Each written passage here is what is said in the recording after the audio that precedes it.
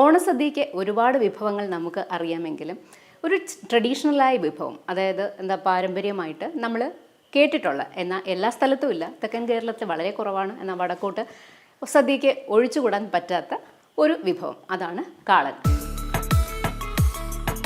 ഏത്തക്ക ഇട്ടിട്ടുണ്ട്, ചേന ഇട്ടിട്ടുണ്ട്. ഇനി അത് വേകാൻ വേണ്ടിയിട്ടുള്ള വെള്ളം, അപ്പോൾ ഏകദേശം 1.5 ഗ്ലാസ് വെള്ളം, കൂടെ ഉപ്പും കൂടി ഇട്ട് കൊടുക്കും. അപ്പോൾ ഇനി നമുക്ക് ഇത് നന്നായിട്ട് തിളച്ച് വെന്ത് വരണം. കാളൻ തന്നെ 2 വിധത്തിലുണ്ട്, കുറുക്ക് കാളനും നോർമൽ കാളനും. അപ്പോൾ ഞാനിപ്പോൾ ഇവിടെ പ്രിപ്പയർ ചെയ്യുന്നത് നോർമൽ കാളനാണ്. കുറുക്ക് കാളൻ എന്ന് പറയുമ്പോൾ അതിനകത്ത് ചേന വരുന്നില്ല, ഏത്തയ്ക്ക മാത്രമേ ഉള്ളൂ. കാളന് ഈ കഷ്ണങ്ങൾ വെന്തതിന് ശേഷം തൈരൊഴിച്ച് നമ്മൾ നന്നായിട്ട് തിളപ്പിക്കും. ഞാനിവിടെ കൽച്ചട്ടിയാണ് ഉപയോഗിക്കുന്നത്. അപ്പോൾ കൽച്ചട്ടിയിൽ വെക്കുമ്പോൾ ഒരു പ്രത്യേക ടേസ്റ്റാണ്. മാത്രമല്ല കറി ചീത്തയാവത്തില്ല. മഞ്ഞൾപ്പൊടി ഇടണം. മഞ്ഞൾപ്പൊടി നമ്മൾ ഈ കൂട്ടിലാണ്, തിളയ്ക്കുന്ന ഈ കൂട്ടിലാണ് ഇടാനുള്ളത്. നമുക്ക് നിന്ന് അടച്ചു വെച്ച് കൊടുക്കാം.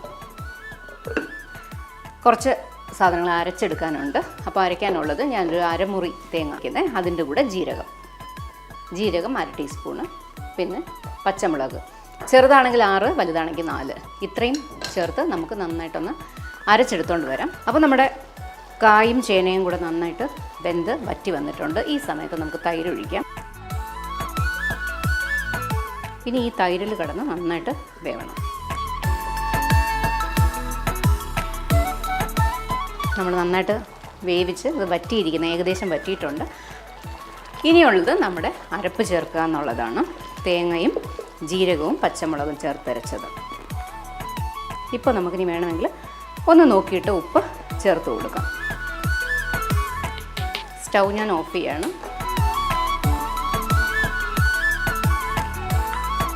ഉപ്പ് എനിക്ക് ഓക്കെയാണ്, പക്ഷെ എന്നാലും വേണമെങ്കിൽ, നല്ല പുളിയുമുണ്ട് ഇതിനകത്ത്, നിങ്ങൾ നോക്കിയാൽ അറിയാൻ പറ്റും.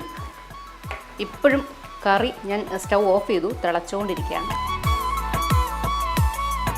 അങ്ങനെ നമ്മുടെ കാളൻ്റെ അവസാന ഘട്ടം എത്തിയിരിക്കുകയാണ്. വേറെ എന്താണ്, ഒന്നുമല്ല, താളിക്കുക എന്നുള്ളത്. എണ്ണ ഒഴിക്കുകയാണ്.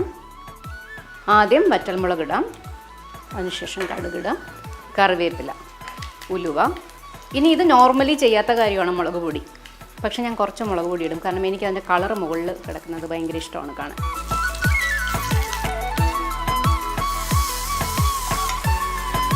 അപ്പോൾ ഈ ഓണത്തിന് നിങ്ങളുടെ വിഭവങ്ങളുടെ കൂട്ടത്തിൽ എൻ്റെ ഈ വളരെ സിമ്പിളായ കുറുക്ക് കാളൻ്റെ റെസിപ്പിയും കൂടെ ഉൾപ്പെടുത്തണം. അതോടൊപ്പം തന്നെ എല്ലാവർക്കും ഹൃദയം നിറഞ്ഞ ഓണാശംസകൾ നേരുന്നു. എല്ലാവരും സന്തോഷമായിട്ടിരിക്കുക. Thank you so much.